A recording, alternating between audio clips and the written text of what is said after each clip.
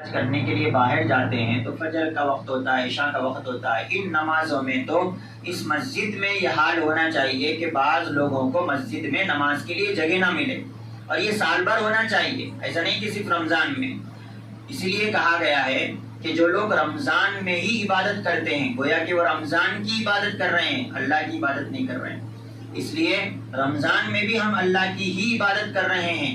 اگر ہمیں یہ یقین ہے کہ ہمارا اللہ، ہمارا خالق، ہمارا مالک جو ہے رمضان کے بعد بھی ہے، تو ہم رمضان کے بعد بھی عبادت کریں گے، تو ہماری اس مسجد کو بھی ہم سجدوں سے آباد کریں، اور اس مسجد کو بھی اس محلے والوں کی خاص طور سے ذمہ داری بنتی ہے کہ اس کو آباد کریں۔ تیسری جو چیز ہے روزہ ہے۔ ماشاءاللہ روزہ جو ہے ہم رکھتے ہیں، یاد رکھنا چاہیے حضور اکرم صلی اللہ علیہ وسلم نے ارشاد فرمایا، جو آدمی رمضان کا ایک روزہ چھوڑ دیتا ہے، اگر وہ رمضان کے بعد پورے سال روزہ رہے تو رمضان میں ایک روزہ رکھنے کا جو ثواب ملتا ہے پورا سال رمضان رہنے پر بھی وہ ثواب نہیں ملتا۔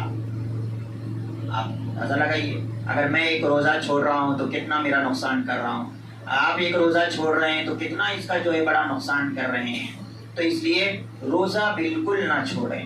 کوئی نہایت بوڑھے ہیں، مجبور ہیں، بیمار ہیں، ان کے لیے کسی نہ کسی کی جرمانے کے ساتھ گنجائش رکھی گئی ہے، یعنی اگر کوئی آدمی روزہ نہیں رکھ رہا ہے تو اس کو فدیہ ادا کرنا ہے، پھوکٹ میں انہیں نہیں رکھ رہا بلکہ نہیں۔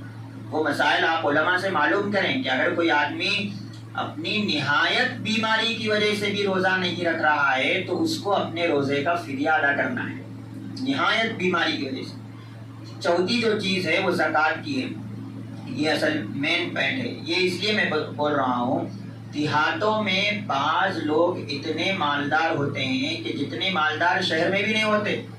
بعض لوگوں کے دیہاتوں میں جنگلوں کے جنگل پورے اپنے سے رہتے، یعنی کسی کے 10 ایکڑ زمین ہے، 20 ایکڑ زمین ہے، کھیتی ہے، سونا ہے، چاندی ہے، تو سب ہے۔ اب اس کے اوپر زکوٰۃ فرض ہے۔ شہروں میں عام طور پہ زکوٰۃ نکالنے کا لوگ ماحول رکھتے ہیں، لیکن گاؤں میں زکوٰۃ بولے تو معلوم ہی نہیں۔